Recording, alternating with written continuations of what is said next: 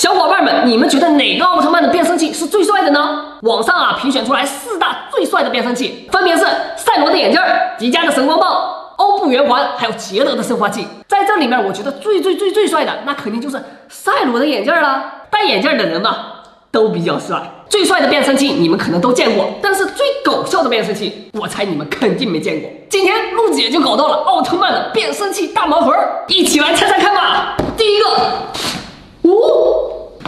居然是泰罗的变声器，还有一个白萝卜。泰罗的变声器不是已经绝版了吗？怎么还有？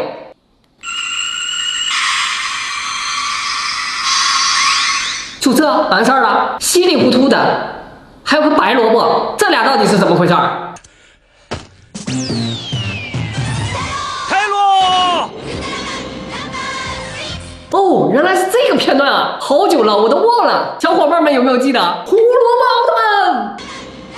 看完了泰罗，我们再看看泰迦，他的儿子又有什么搞笑的变声器呢？妈呀！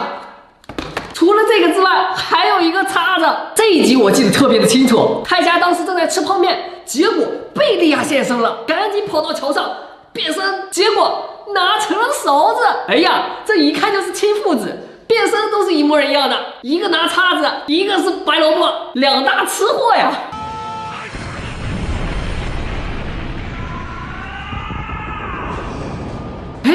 但是后来怎么两个都打起来了？这是怎么回事呢？小伙伴们有知道的吗？接下来再看这个，哇，这么多东西！欧布圆环，还有一包卡，一个雪糕。这个卡我是知道的，可以用来变身。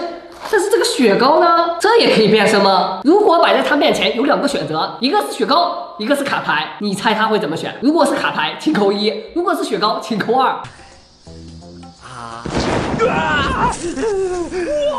哎呀，不对呀，我这哪里是雪糕呀？都化成水了。我的棍儿呢？哦，天哪，这个盲盒放太久了。不管了，怪兽都来了，赶紧变身。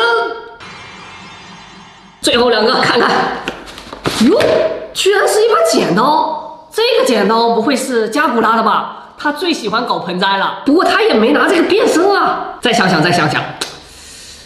哦，有一个老头当时就是用剪刀来变身的，这是哪个奥特曼啊？我都想不起来了。似曾相识，但是就是不知道哪个。奥特六兄弟。我也年纪大了，真的是想不起来了。下一个吧。只有一个牙刷，用牙刷来变身的，你们知道是谁吗？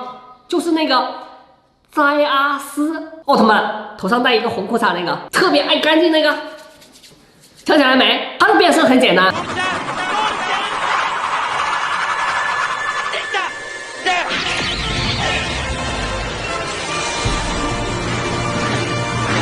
是不是很神奇啊？要刷牙，怎么没变成奥特曼呢？